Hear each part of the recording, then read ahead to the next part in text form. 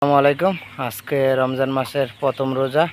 আলহামদুলিল্লাহ। তো আসর নামাজের পরপরই আমি আমার গরুর জন্য খাবার রেডি করে ফেললাম। দেখতে থাকেন আমি আমার গরুর জন্য আজকে কি কি খাবার রেডি করলাম। তো এই তো গরু চলে আসলাম।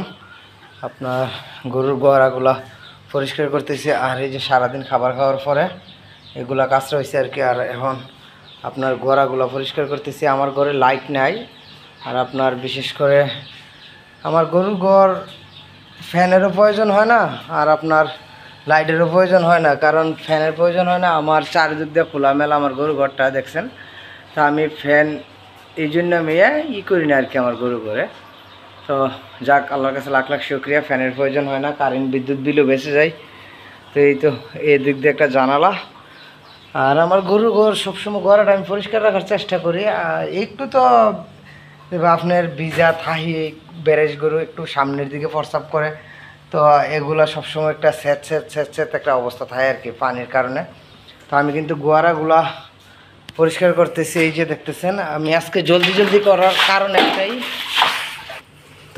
একটাই, প্রথম রমজান সবার সাথে ইফতারি করবো ইনশাআল্লাহ।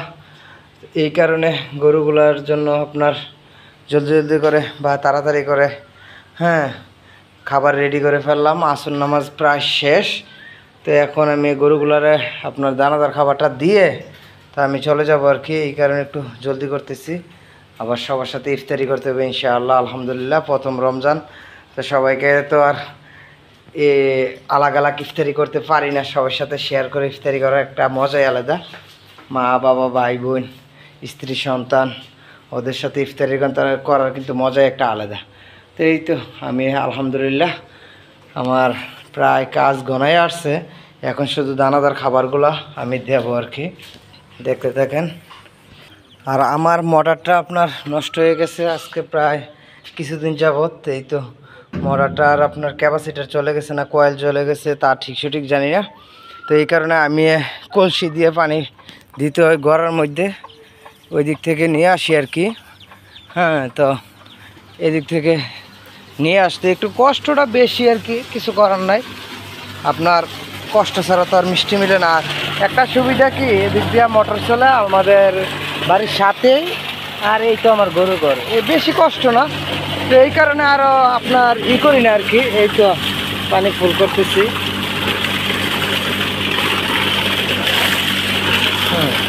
এই তো ফুল করে নিলাম। আর এই তো যাইতেছি। আপনার বেশি দূর না, একটুই দূর। একা একাই সব কিছু ইনশাল্লাহ ম্যানেজ করা যায়। তো এই কারণে আরও উশিলা করে আপনার ঠিক করি না আর কি। আর এতটুকু সময়ও পাইতেছি না। এখন গরুগুলার পিছনে একটু মাসাল্লাহ শ্রম দিতে হয় বেশি। তো এই কারণে আর এতটুকু ধৈর্য করতেছি না মোটরটা ঠিক করার জন্য। সব সময় এই বড় মোটরটা চলে, তো এই কারণে আর কি আপনার যাওয়া হয় না। এই যে দেখছেন পাইপ এদিক দিয়ে ফালাই রাখছি। আর এই তো গরুর দানাদার খাবার। তো আলহামদুলিল্লাহ সবাইকে দেখানোর চেষ্টা করলাম প্রথম রমজানে আমি কি কি কাজ করতেছি। ইনশাআল্লাহ আপনাদেরকে অন্য এক সময় দেখাবো আর কি। কলার চুরিগুলা রেডি হইতেছে।